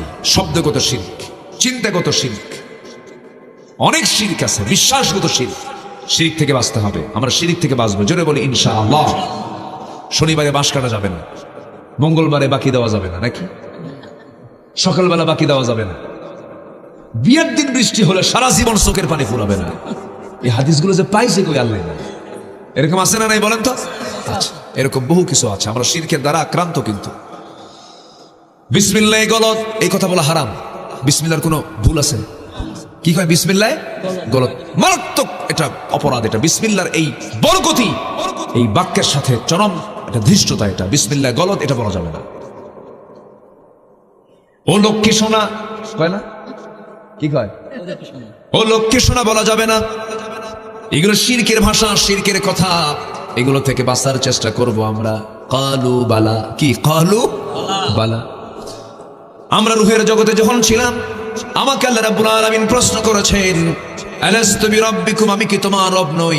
আমরা সেদিন বলেছিলাম কালু বালা, হে তুমি আমার রব। এই কথা বলে আসছি, এতে কোনো সন্দেহ আছে নাকি বলেন? আসতে কয় সন্দেহ আছে? মনে আছে আপনার? মনে নাই? মনে আছে? মনেও নাই। তাহলে মনে নাই, তাহলে আপনার কেমনে বলেন সত্য? কোরআন বলে দিয়েছে। জোরে বলে সুবহানাল্লাহ। মার পেটে ছিলাম 10 মাস, মনে আছে কার? হাত তোলেন। মনে আছে? মার দুধ খাইছি 2 বছর, মনে আছে কার? কারোই মনে নাই। মনে নাই দুধ খেয়েছি, মনে নাই 10 মাস ছিলাম পেটের ভিতরে। যেমন বিশ্বাস করে নিয়েছি রুহের জগতে প্রশ্ন করা হয়েছে আলাস্তু বিরাব্বিকুম ক্বালু বালা, তেমনই বিশ্বাস করে নিয়েছি। ক্বালু বালা, ওই স্বীকৃতি দিয়ে আমি দুনিয়াতে আসলাম। আলাস্তু বিরাব্বিকুম ক্বালু বালা, আমি কি তোমার রব নই? রব শব্দটা ব্যাপক শব্দ, একটা ব্যাপক ব্যাখ্যামূলক শব্দ। রবের শুধু এক লাইনে যদি আমি অর্থ করতে চাই সকল প্রকার অযোগ্যতা, ব্যর্থতা, অপূর্ণতা, অসম্পূর্ণতা থেকে সম্পূর্ণ মুক্ত যিনি আইনদাতা, বিধানদাতা, তিনি আমার রব আল্লাহ তাআলা। যদি বলি সুবহানাল্লাহ। এক রাত পাইছি তো, শর্ট করে বলে যাচ্ছি। মায়েরা কি মাহফিল আসছে? কোন দিকে আছে? কোন দিকে? তাই মায়েরা মাহফিল আসছে? তাই খুব ভালো। বলি আলহামদুলিল্লাহ। মা কথাগুলো শোনেন, ভালো করে একটু মনোযোগ দিয়ে শোনেন। জান্নাত তো মেয়েদের জন্য ছোট হবে না, অতএব কোরআন জানতে হবে। পুরুষ যেমন জানবে, নারীও তেমন জানবে, কারণ জান্নাত কি ছোট বড় হবে নাকি? যেরকম বাবার সম্পত্তি ছেলে পায় 2 বিঘা, মেয়ে পায় 1 বিঘা, জান্নাত মনে হয় অর্ধেক হবে, এরকম কিছু হবে নাকি? মেয়ে তার বাবার সম্পত্তি ছেলের চাইতে অর্ধেক পাওয়ার কারণ হলো ছেলের সম্পদের ক্ষয় আছে, কিন্তু মেয়ের সম্পদের কোনো ক্ষয়, কোনো ব্যয় নাই। বাবা থেকে পায়, ভাই থেকে পায়, মা থেকে পায়, বাপ থেকে পায়, স্বামী থেকে পায়, ছেলে থেকে পায়, সব থেকে পায়। মনোনার টাকা পাইছে, বউ উপহার পাইছে, সংসার চালান লাগে না, কিচ্ছু লাগে না, যা পায় জমা হয়, যা পায় জমা। আর পুরুষ যা পায় খায়া শেষ, যা পায়। দিন শেষে হিসাব জমে বেশি কার? কি বেশি হিসাব, মানে সম্পদ কার বেশি থাকে? মহিলা। এরপরও মহিলা কয় আল্লাহ মারে ঠকাইছে, আল্লাহ মারে ঠকাইছে। জান্নাত পাবেন সমান সমান আমার মায়েরা। এই জন্য আমলও সুন্দর করতে হবে, আমল কম করা যাবে না। আমলকে সুন্দর করে গঠনমূলক আমলগুলো করতে হবে। বিশেষ করে মেয়েদের মধ্যে কিছু প্রবলেম আছে, সেই প্রবলেমগুলো একটু পরে আসতেছি, বলতেছি। একটা বড় প্রবলেম হলো মেয়েদেরকে আল্লাহ রাব্বুল আলামিন নামাজ মাফ করে দিয়েছেন মাসে 3 থেকে 10 দিন। মাসে 3 থেকে 10 দিন তাদের নামাজ মাফ, নামাজ পড়া লাগবে না, নামাজের প্রয়োজন হবে না। কিন্তু আমার মায়েরা সেই 3 থেকে 10 দিন পর্যন্ত এটাকে ঠেলতে ঠেলতে নিয়ে যায় আরো 10 দিন। এই রোগ কিন্তু মায়েদের আছে, কিছু আছে না নাই বলেন? মারাত্মক অপরাধ, এগুলো করবেন না। এমনিতে আপনি লস অপশনে আছেন, পুরুষদের কোনো লস নাই, 30 দিনই তার নামাজ। মেয়েদের 30 দিন নামাজ নাই, এটা হলো দিনের নোকসান, তাদের দিনের একটু শর্টনেস, দিনের ক্ষেত্রে তাদের ঘাটতি এটা। আর ইলমের ঘাটতি হলো আল্লাহ রাব্বুল আলামিন পুরুষের সাক্ষী দিয়েছেন একটা, নারীর সাক্ষী দিয়েছেন কয়টা? 2টা সাক্ষী দিয়েছেন, নারী 2 জন আর পুরুষ 1 জন। আমার বন্ধুগণ, কিন্তু জান্নাত কিন্তু ছোট বড় হবে না, জান্নাতটা সমানই হয়ে যাবে। এই জন্য আমার মা, আপনাকে আমলগুলো বাড়াতে হবে, আমলগুলো মজবুত করতে হবে, ফরজগুলোকে লঙ্ঘন করা যাবে না। তবে সব আমলের মূল আমল মেয়েদের, সেটা হলো আল্লাহ রাব্বুল আলামিন মেয়েদের সতর্ক করেছেন মাথা থেকে পা পর্যন্ত। এই টোটাল অংশটুকু পরপুরুষ থেকে যদি কোনো নারী বাঁচাতে পারে, নামাজটা ঠিক রাখতে পারে, আল্লাহর 8টা জান্নাতের দরজা তার জন্য খোলা হয়ে যাবে। আমার ভাইয়েরা, আমার মায়েরা, একটু কান লাগান। রূহের জগতে আমাকে প্রশ্ন করা হয়েছিল, আলাস্তু বিরাব্বিকুম? ক্বালু বালা। এই স্বীকৃতি দিয়ে আমি আসলাম, তুমি আমার আইনদাতা। কিন্তু দুনিয়াতে এসে আমি আমার আল্লাহকে আইনদাতা না বানাই, আমি দুনিয়ার মানুষকে আইনদাতা বানিয়েছি। তার বড় প্রমাণ হলো এই দেশে আইনটা চলে আল্লাহর না বান্দার? বলেন, আল্লাহর না বান্দার? বান্দার আইন বান্দা মানে, বান্দার আইন বান্দা মানে। ছাগলও ছাগলের আইন মানে না, আর মানুষ মানুষের আইন মানে। যদি আমরা বলি মানুষের আইন মানি না, বান্দার আইন মানি না, আমরা আল্লাহর আইনকে জমিনে বুলান করতে চাই, তখন আমাদেরকে বিভিন্ন জঙ্গি বলে আখ্যা দিয়েছে 16 বছর। আমাদেরকে অনেক কিছু গালিগালাজ করেছে, এখন হয়তো আপাতত বন্ধ আছে, আবার কোন দিন শুরু হবে জানি না। তবে যতই গালি দাও, আমরাও চেষ্টা করব এই জমিন আল্লাহর দিন কায়েম হওয়ার জন্য। জোরে বলি ইনশাআল্লাহ, আর জোরে বলি ইনশাআল্লাহ। আমার বিশ্বাস এই জমিন আল্লাহর দিন কায়েম হবে। সেই ক্ষেত্র প্রস্তুত হচ্ছে, সেই ক্ষেত্র প্রস্তুত হচ্ছে। কিন্তু কিছু বদমাইশ, মুসলিম নামের কলঙ্ক, কিছু ফিতনা সৃষ্টিকারী একটা চক্র, এগুলোকে পরাজিত করার জন্য হাজারো চেষ্টা তারা ওত পেতে আছে। পারবে না, টিকসই হবে না, ইসলাম বিজয়ী হবে। জোরে বলি ইনশাআল্লাহ, আর জোরে বলি ইনশাআল্লাহ। সিরিয়া ফিরে এসেছে, আফগানিস্তান ফিরে দাঁড়িয়েছে, গোটা বিশ্বের নিউ ওয়ার্ল্ড অর্ডার, গোটা পৃথিবীর চাহিদা এখন ইসলাম। আল্লাহু আকবার বলেন। আগামী 50 বছর পর রাশিয়ার ক্ষমতার মসনদে মুসলমান বসে যাবে ইনশাআল্লাহ। দিন দিন সবচাইতে বেশি সংখ্যা হচ্ছে কাদের? মুসলমানের। প্রতি 4 জন এখন একজন মুসলমান। 200 কোটি মুসলমানের দুনিয়া এখন দিন দিন বাড়তেছে। আলহামদুলিল্লাহ বলেন, জোরে বলি আলহামদুলিল্লাহ। কষ্ট পাচ্ছেন নাকি? হ্যাঁ, কারো কোনো অসুবিধা নাই তো? 12টা বাজেছে, বাজো। আলোচনা চলো, হুজুর বলুক। কেন যে দেরি করে তুলে দেন আপনারা? আমি কখন থেকে উঠতে চাইলাম, একটু 10টায় উঠান, একটু আগে ভাগে উঠান, পারি না। ময়মনসিংহে এক মাহফিল ছিল বছর 3 আগে, 8টায় গেলাম মাহফিলের জায়গায়, বললো হুজুর ভাত খা, শুয়ে পড়ো। তো বললাম কেন? ঘুমান, আপনাকে এবার আগেই উঠায় দেবে। গত বছর বক্তা যে সময় উঠছে তার 1 ঘন্টা আগে। শুয়ে পড়লাম, 2:30টার দিকে ডাকতেছেন, ডাক দিয়ে বলে হুজুর ওঠেন, আপনার 3টায় বয়ান। গত বছর প্রধান বক্তা ছিল 4টায়, এবার প্রমোশন হয়ে 3টায় আসছে মাত্র। রাত 3টায় জাতির সামনে ওয়াজ হয় না আওয়াজ হয়? ওয়াজ না আওয়াজ, আলোচনা না আলোচনা? 12টার পরে কোনো ওয়াজ হয় না, তার সময় ঘুম ধরে, ক্লান্তি আসে, যারা নামাজি তাদের কষ্ট হয়, অনেক কিছু হয়। এগুলো বুঝালেও কাম হয় না। শুধু কিছু কিছু কিছু আদর্শ প্রোগ্রাম কিছু যেগুলো, সেগুলো ঠিক আছে। যেরকম প্যারেড ময়দান মাহফিল ছিল চট্টগ্রামের, বাংলাদেশের ইতিহাসের সর্বোচ্চ সবচেয়ে বড় মাহফিল। আমি শেষ কোথায় টের পাই নাই। তো চট্টগ্রাম প্যারেড ময়দান আল্লামা সাইদি সাহেব তিনি শুরু করে, তারই এটা আল্লাহ পাক তার মাধ্যম দিয়ে এটাকে আলোকিত করেছে। শুরু করেছি আমি চিফ মেহমান, সেই দিনে শুরু করেছি 7:30টায়, মাহফিল শেষ হয়ে গেছে 9:30টায়। এশার নামাজ পড়া শেষ, চলে যাও বাড়িতে। তাহলে ফজর হবে, নামাজ হবে, ঘুম হবে, অফিস হবে, সব হবে। আর 12টা পার হওয়া মানে 1টা বাজা মানে ফজর যাবে, কালকে দিন যাবে, সব শেষ। কি কথা বোঝেন? এই জন্য সবকিছু হওয়া উচিত, টাইম সিলেকশন সবার আগে হওয়া উচিত। বিয়ে যদি 50 বছরে করেন কাম হবে? আসতে কয় বিয়ে করতে হবে কয় বছরে? যৌবন থাকতে বিয়ে করতে হবে। 50 কি যৌবন থাকে না, শেষ হয়। সবকিছুর যৌবন থাকে। মাহফিলের যৌবন হলো রাজীব পার করে দিছে। রাজীব যৌবন পার করে আমার বুড়া করে উঠাই দিছে। আচ্ছা বসেন। কেবল কিন্তু চলতেছে 1 নাম্বার, কেবল চলতেছে কয় নাম্বার? 1। আরো আছে কয়টা? 8টা। আরো আছে কয়টা? 8টা। নুরু, ওয়াজ কি শেষ না শুরু? আমার বন্ধুগণ, নাম্বার 2 হলো ولا ينقضون الميثاق والذين يصلون ما أمر الله به أن يوصل ويخشون ربهم ويخافون سوء الحساب। জোরে বলুন আল্লাহু আকবার। নাম্বার 2 হলো যারা ওয়াদা ঠিক রাখবে। কি ঠিক রাখবে? ওয়াদা ঠিক রাখবে। ইমানদারের মুখের জবান হবে জমির দলিল লেখার মতো। একজন দলিল লেখক যখন দলিল লেখে, দুনিয়ার চিন্তা মাথায় নিয়া না দলিলের চিন্তা মাথায় নিয়া? বলেন বলেন। দলিলের চিন্তা মাথায় নিয়ে খবরদার, এটা ভুল করা যাবে না। দাগ নাম্বার গেলে পর আবার পুনরায় দলিল। সিএস নাম্বার ভুল করা যাবে না, আরএস ভুল করা যাবে না, নাম কোথাও ভুল করা যাবে না। সব কিছু ঠিকঠাক রেখে বারবার চিন্তা করে করে এরপরে দলিল লেখক দলিল লেখে।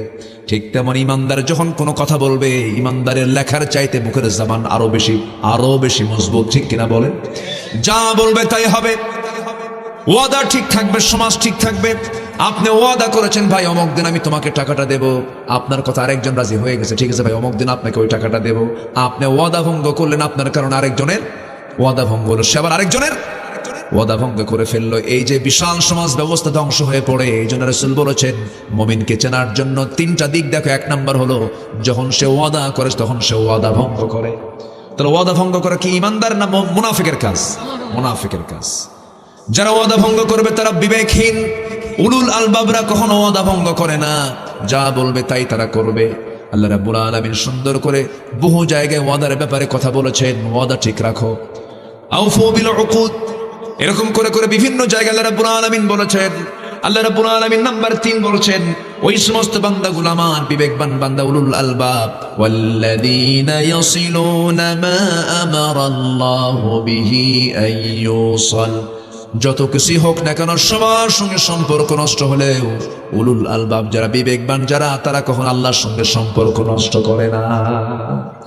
যত বিপদ আসুক না কেন সম্পর্ক সব শেষ, সম্পর্ক আল্লাহর সঙ্গে কখনো নষ্ট করে না। দিন শেষ আল্লাহর কাছেই যেতে হবে, ফিরে যেতে হবে। আমার চোখের সামনে নানাকে দেখেছি, আজকে মামাকে দেখার পরে আমার আপন মামা বসে আছেন মঞ্চে। নানাকে এক সময় দেখেছি, নানা খুব মজা করে কথা বলতেন, খুব সুন্দর ভাষী মানুষ ছিলেন। আজকে যখন নামাজ ঘরের এই সাইড দিয়ে যখন আসতেছিলাম, নামাজ ঘরে নানা শুয়ে আছেন। এক সময় দেখেছি অনেক গল্প গুজব করেছি, কত সুন্দর করে আদর করতেন। আজকে নানাটা নাই, নানি নাই, দাদা নাই, দাদি নাই। দাদার মুখের পানগুলো চাবায় চাবা আমার মুখে দিয়ে দিত, খেতাম। সেই দাদাও চলে গেছে, দাদিও চলে গেছে। আমার বয়সী কত বন্ধু দুনিয়া থেকে বিদায় নিয়েছে।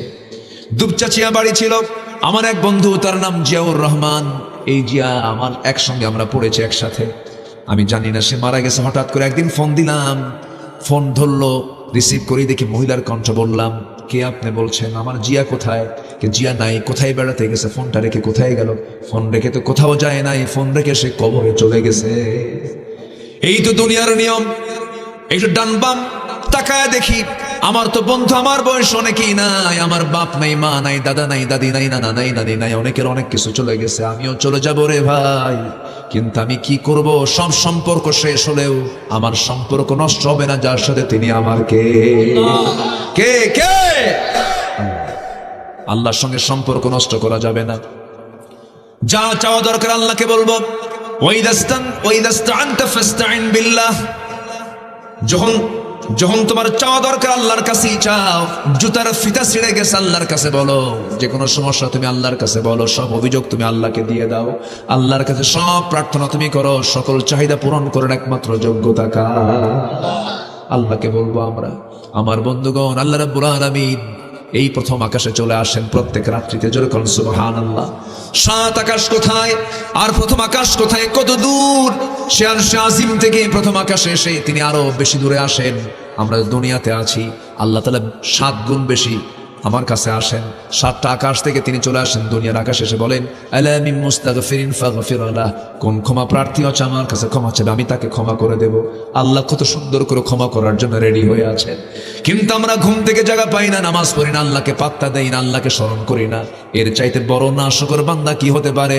সবার আগে আমরা যোগাযোগ করব যার সাথে তিনি আমার কে বিহি আইয়ুসাল। আমরা সম্পর্ক রাখবো কার সাথে? আল্লাহর সাথে। দুনিয়ার সবাই ফাঁকি দিতে পারে, আল্লাহ ফাঁকি দিবেন না। দুনিয়ার সবাই আমাকে ছেড়ে যেতে পারে, কিন্তু আল্লাহ আমাকে ছেড়ে যাবেন না। বউ স্বামীকে রেখে চলে যায়, আবার আসে না নাই বলে? আবার স্বামী বউকে ছেড়ে দিয়ে অন্যের সঙ্গে যায়, আসে না নাই? আছে। কিন্তু আমার আল্লাহ তার বান্দাকে কখনো ছাড়বেন না। আল্লাহ আমাকে কখনো ভুলবেন না। আল্লাহ আমাকে একটা বারের জন্য ভুলে যাবেন না। তবে হ্যাঁ, আল্লাহ ভুলে যাবেন সেই সময় যখন আমি ভুলে যাব।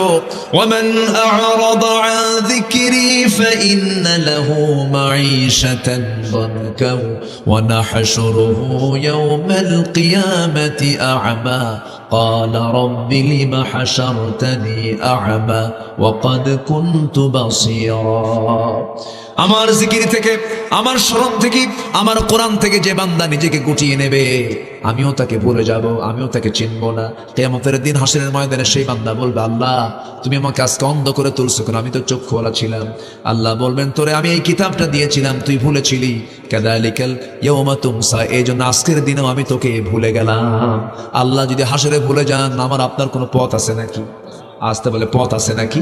পথ নেই। এই জন্য কাউকে ভুলে গেলেও কিন্তু আল্লাহকে ভোলা যাবে, আল্লাহকে ভোলা যাবে না। আল্লাহকে কাছে নিতে হবে সবচাইতে। আমার আল্লাহ আমাকে কত ভালোবাসেন, সায়েন্টিফিক একটা তথ্য আমি প্রায় দিয়ে থাকি, একটু শুনুন, কান লাগায় শুনুন। আমরা যেখানে বসে আছি এখান থেকে আকাশ কি 2 মাইল দূরে নাকি? 3 মাইল দূরে নাকি? কেউ কেটার সংখ্যা জানে নাকি? এত দূরে নীল আকাশ। যদিও নীল আকাশ বলে, কিন্তু আকাশ কিন্তু নীল নয়। ওয়াস-সামা'i যাতির রাজা। আকাশের বহু রং আছে, কিন্তু দেখতে আমরা নীল আকাশ দেখি। এই আকাশটার উপর আরেকটা আকাশ আছে, 7 সামাওয়াত, 7 আকাশ আছে। এই যে সূর্য দেখতে পাই, এই পৃথিবী থেকে এই সূর্যটা 9,30,00,000 মাইল দূরে অবস্থিত। সূর্যের আভ্যন্তরীণ তাপমাত্রা হলো এখানে 20 ডিগ্রি সেলসিয়াস। সূর্যের আভ্যন্তরীণ তাপমাত্রা হলো 15 মিলিয়ন ডিগ্রি সেলসিয়াস। আল্লাহু আকবার বলবেন না? 15 মিলিয়ন ডিগ্রি সেলসিয়াস। আল্লাহু আকবার বলেন। মিলিয়ন, কোটি না, 15 মিলিয়ন ডিগ্রি সেলসিয়াস তাপমাত্রা হচ্ছে এই সূর্যের। সেখান থেকে মাত্র 20-25 দিনের বেলা 26-27 ডিগ্রি সেলসিয়াস তাপমাত্রা থাকে। এটাকে এত দূরে আল্লাহ পাক রেখে দিয়েছেন সূর্যকে। আল্লাহু আকবার। ওই সূর্যের চাইতে আবার তারকাগুলো আছে।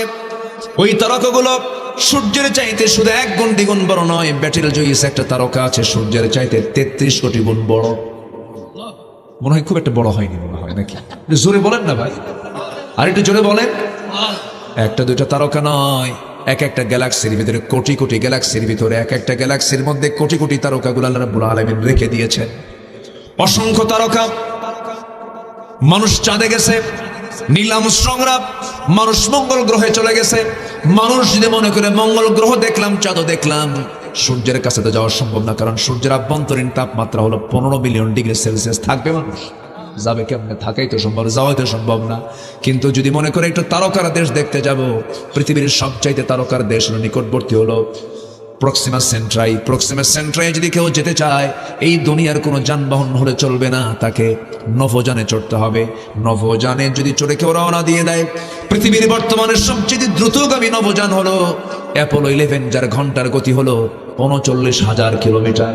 39,000 কিলোমিটার বেগে যদি রওনা দিয়ে দেয়, ওই তারকার দেশ, পৃথিবীর সবচেয়ে নিকটবর্তী তারকার দেশে তারা যেতে সময় লেগে যাবে 1,15,000 বছর মাত্র। যাবেন কারা কারা? হাত তোলেন। হ্যাঁ, যাবেন কারা কারা? হাত তোলেন। চাচা যাবেন? সম্ভব? বাঁচবেন কয়দিন, যাবেন কমদিন? আল্লাহু আকবার বলেন, জোরে বলি আল্লাহু আকবার। আর আল্লাহ বলতেছেন, বান্দারে তুই যদি আমার সম্পর্ক কালো করিস, আমাকে ভয় করিস, ফাফাদাত আইনা, আমার ভয়ে যদি চোখের পানি ফেলতে পারিস, আমার জন্য যদি মসজিদের সঙ্গে দিলটা লটকাতে পারিস, যৌবনকে কন্ট্রোল করে যদি কোনো নারীর দিকে না তাকাতে পারিস, আমি আল্লাহ তোকে আমার এই আরশ আজিমের ছায়ায় তোকে জায়গা দিয়ে দেব। সুবহানাল্লাহ বলবেন না? আল্লাহর কি অফার! আমরা ভুলে যাই সবকিছু, আমরা সবকিছু ভুলে যাই আমার ভাইয়েরা। তাহলে এখন বলেন, আল্লাহ রাব্বুল আলামিন আরশ আজিম থেকে দুনিয়ার আকাশে এসে আমাকে মাফ করতে চাচ্ছেন, আমি কি শেষ রাত্রে একটু উঠবার চেষ্টা করব না? করব না? আস্তে আস্তে কয়, একটু জোরে বলেন। হুজুর ওয়াজ শুনবো, মজা পায়, কিন্তু নামাজের কথা কইয়েন না, পানি খুব ঠান্ডা। এরকম নাকি? এরকম চিন্তা করতেছেন? আপনি কি জানেন ওযুটা কত বরকতের? ওযু হলে পরে সগীরা গুনাহগুলো মাফ হয়ে যায়। আপনি ওযু করতে পারছেন না, নিউমোনিয়া হয়েছে, ওযুর দরকার নেই। আল্লাহ বলছেন, বান্দারে তুই ফাতায়াম্মামু সাঈদান তাইয়্যিবা, মাটি দিয়ে তুই তায়াম্মুম কর। আল্লাহু আকবার। দাঁড়িয়ে পারিস না, বসে নামাজ পড়। বসে পারিস না, শুয়ে নামাজ পড়। সফরে আসিস, 4 রাকাতকে 2 রাকাত কর। একসঙ্গে ক্ষণে ক্ষণে পড়তে পারছিস না, যোহর আসর একসঙ্গে কর, মাগরিব এশা একসঙ্গে কর। আল্লাহু আকবার। কত সুযোগ! এরপরে কয় বান্দা আল্লাহ ঘুম ঘুম। আসেন এরকম, আসেন এরকম, আসে না? শয়তান করে কি? ফজরের আগ দিয়ে সে বান্দার কাছে এসে শিওরে বসে মাথার চুলগুলো টেনে টেনে দেয়, মেসেজ করে দিয়ে বলে, আলাইকা লাইলুন তাবিল, আলাইকা লাইলুন তাবিল, তোমার রাত বড় লম্বা, ঘুমাও ঘুমাও। ওই সময় শয়তান 3টা গিট মেরে দেয়, 3টা গিট মেরে দিয়ে চলে যায়। গিট মারা বোঝেন তো? গিট কি এলাকায় কি কয়? গিট্টু মারে, গিট্টু। বগুড়ার ভাষা তো বগুড়াই। আলহামদুলিল্লাহ বলে, জোরে বলি আলহামদুলিল্লাহ। বগুড়ার ভাষা কিন্তু মজার ভাষা। আমার ভাষা যদিও বগুড়া শহরের ভাষা না, যদি এই জেলার মানুষ আমি, কিন্তু আমার ভাষা মিল আছে। ওই যে শেরপুর, তারপরে ধুনট, সারিয়াকান্দের কিছু অংশ, ওই এলাকার মানুষগুলো সিরাজগঞ্জের ভাষায় কথা বলে। আবার বগুড়ার পশ্চিম আদম দেখি দুপচাচিয়া, কে গুরু আপনি খাবিন তো খাবিন, না খাবিন তো গুদগুদাবিন না, কি ঠিক আছে? এরকম করে না? হ্যাঁ হ্যাঁ, ওটা মোশক কয় না? মহিষ গরুকে বলে, কে গরু আপনি খাবিন, খানতে খা। কত ভাষা! তো নোয়াখালী এক মাহফিল ছিল বছর 20 আগে, আমাকে বললো, হুজুর উত্তরবঙ্গের এমন একটা বাক্য বলবেন যেটা আমরা বুঝবো না। অনেকক্ষণ চিন্তা ফিকির করে বললাম, কি বলা যায়? এক লাইনে এক বাক্য বললাম, কে রে তুই আলুতে আলু ওয়াক্কালি আলু। কি বুঝতেছেন কি? কে রে তুই আলুতে আলু ওয়াক্কালি আলু। উনি আর বোঝে না। উনি বললেন, ভাই আপনি বললেন কি, আপনি বুঝলেন কি সেটা আগে বলেন। তো উনি বলতেছেন যে যেহেতু এর মধ্যে আলু টালু দেখা যাচ্ছে, 3 আলু না, কে রে তুই আলু তে আলু ওয়াক্কা লিয়া আলু, কয় আলু হলো? 3 আলু। তাহলে কি বুঝলো বলে? ভাষা। এই ভাষার মালিককে বলেন তো? নিজের মায়ের ভাষা কখনো ছাড়বেন না। নিজের মা থেকে যে ভাষা শিখবেন ওটাকে লালন করবেন, এটা নিয়ামত। বলি আলহামদুলিল্লাহ, জোরে বলি আলহামদুলিল্লাহ। শুদ্ধ ভাষা বলবেন, কিন্তু মায়ের সঙ্গে যে ভাষা শিখেছেন ওটা মাথায় রাখবেন। আমি এটা খুব চয়েস করি, ভালো, এটা দরকার।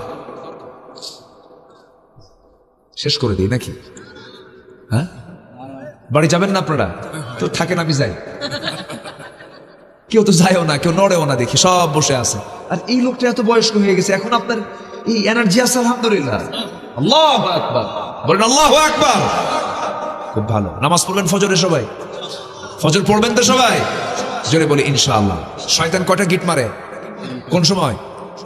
ফজরের একটু আগ দিয়ে আসে। সহিহ হাদিস আসছে এটা। আমার নবীজি বলেন, ওই 3টা গিট যদি ছোটাতে চাও 3টা আমল করবে। ঘুম থেকে তুমি বিছানা থেকে তোমার পিঠটা সরায় নেবে, আলহামদুলিল্লাহিল্লাযী আহইয়ানা বা'দা মা আমাতানা ওয়া ইলাইহি নুশুর। দোয়া শেষ হলো, উঠে বসলে একটা গিট তো ছুটে গেল, একটা গিট ছুটে গেল। নাম্বার 2 হলো ওযু বানাবেন, 2 নাম্বার গিট ছুটে গেল। নামাজের জন্য মসজিদ থেকে মসজিদের দিকে রওনা দিলেন, নামাজে দাঁড়ালেন, 3টা গিট ছুটে গেছে।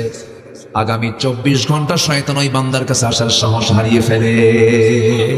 জোরে বলে সুবহানাল্লাহ। সবাই কি নামাজ পড়তে রাজি আছে তো ইনশাআল্লাহ? বউ যদি নামাজ না পড়ে কি করবে? বলেন, উত্তর দেয় না। বলেন, বউ যদি নামাজ না পড়ে কি করবেন? হ্যাঁ, বলার পরও কাম হয় না, বলার পরও পড়ে না, কি করবেন বলেন? পিটাবো, অ্যাকশনে যাবে। দেখছেন কথা হলো এটা। একজন পা ধরা লাগবে হুজুর, ওই পাবনার লোক দেখতেছি। বাড়ি কোথায় আপনার? পাবনা না? পা ধরা লাগবে হুজুর। পাবনা থেকে আসলো কেমন এখানে? আলহামদুলিল্লাহ। জি মাশাআল্লাহ। হ্যাঁ আলহামদুলিল্লাহ।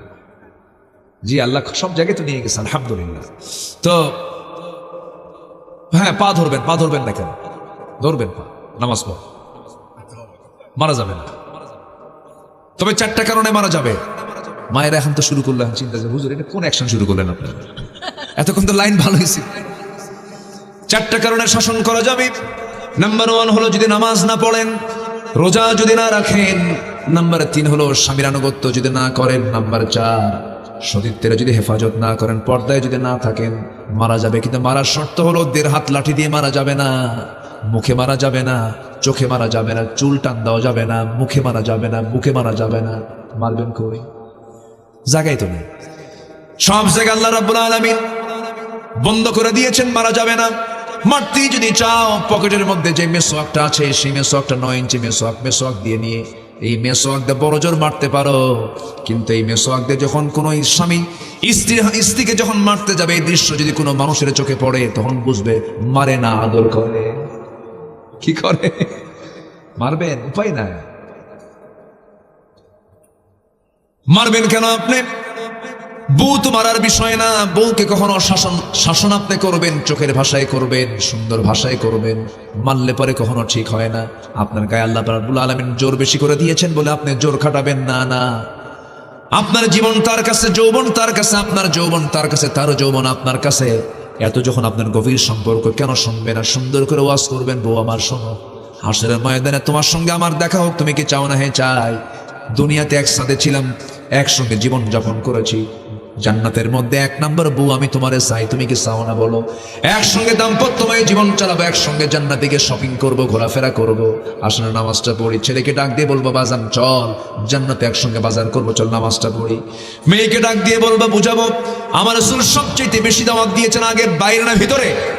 ভিতরে দাওয়াত দিয়েছেন, এই কাজগুলো করব।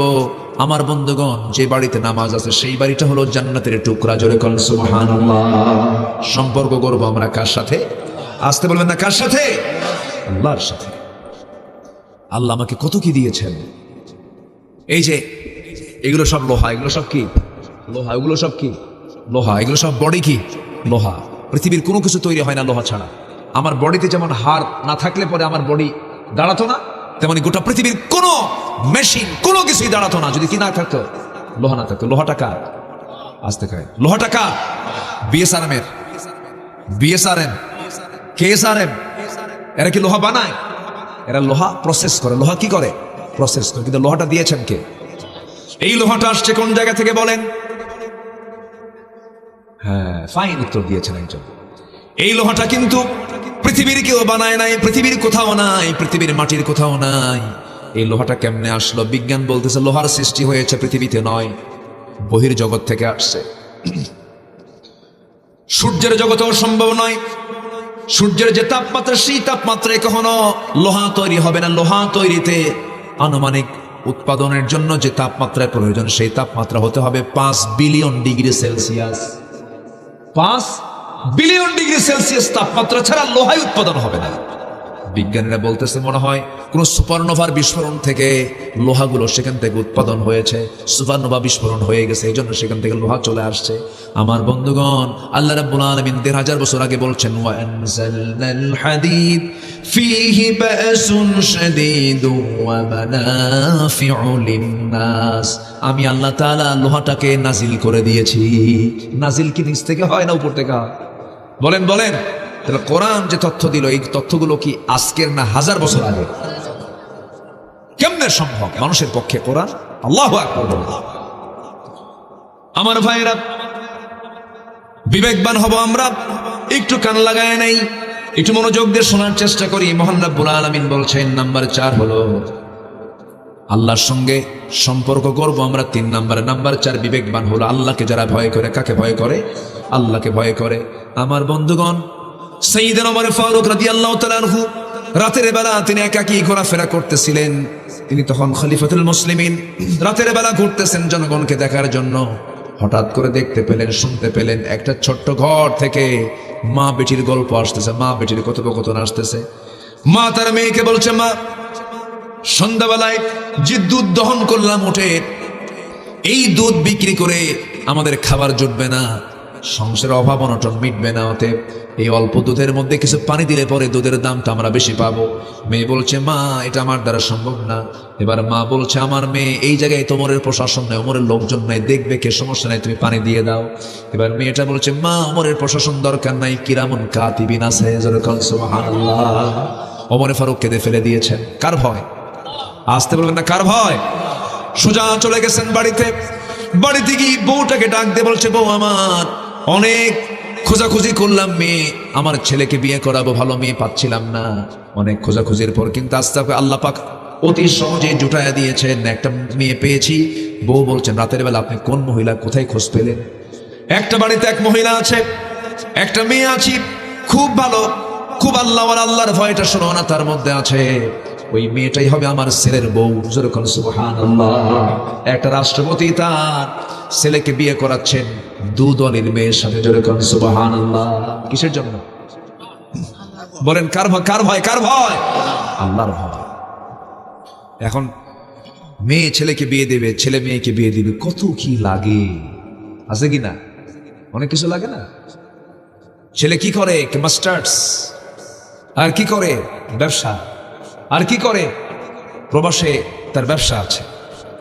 অফিস কোথায়? আমেরিকা আছে। আর কোথায়? মঙ্গল গ্রহে আছে। কোথায় আছে? মঙ্গল গ্রহে। এত কিছু লাগে। একটা বার বলেন নামাজ পড়ে কিনা, আল্লাহর ভয় আছে কিনা।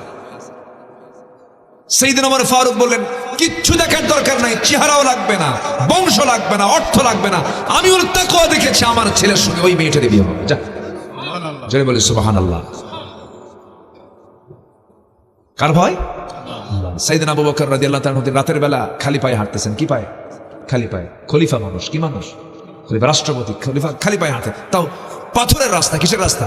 পাথর। আমার দেশে পাথরের রাস্তা আছে, কিন্তু ওই সিলেট টিলেট দিয়ে আমি কয়েকদিন আগে মাহফিল ছিল, এটা প্রত্যন্ত অঞ্চলে ঢুকলাম, ওখান থেকে পাথর উৎপন্ন হয়। পাথর, শুধু পাথর আর পাথর, তাই না? আমার বন্ধুগণ, সাইয়েদনা আবু বকর রাদিয়াল্লাহু তাআলা আনহু হেঁটে হেঁটে যাচ্ছিলেন খালি পায়ে। ওমর ফারুক দেখে ফেললেন, আমিরুল মুমিনিন, রাতের বেলা আপনি খালি পায়ে হাঁটেন কেন? পাথরের আঘাতে আপনার চামড়া ফেটে রক্ত বের হয়ে যাবে। তিনি বলছেন, আমি যদি এই গভীর রাত্রিতে খালি পায়ে না হেঁটে জুতা পায়ে হাঁটি, জুতার আর পাথরের দুটো আঘাতে একটা আওয়াজ সৃষ্টি হয়ে যাবে। সে আওয়াজে যদি আমার জনগণের ঘুম নষ্ট হয়, কিয়ামতের দিন আমাকে আসামির কাঠগড়ায় দাঁড়িয়ে তারা জবাব দিতে হবে।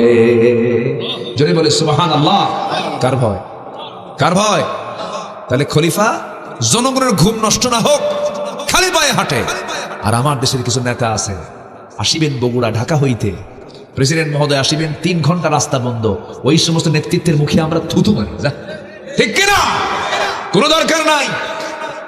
আমরা জনগণ এবং শাসক এক কাতারে থাকতে হবে। ঠিক কিনা?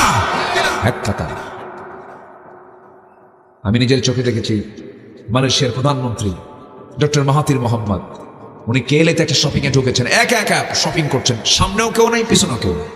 কিছুই লাগে না। ওমর ফারুকের কিছু লাগছে নাকি? সাইয়েদনা আবু বকর সিদ্দিক রাদিয়াল্লাহু তাআলা রাতের আধারে এক বুড়ি মহিলার ঘরে খেদমত করতে গেছেন। বুড়ি মহিলার ঘরটা তার সঙ্গে লাগানো, প্রতিবেশী তো, স্বামী নাই, ছেলে নাই, মেয়ে নাই, কেউ নাই, তার চোখও নাই।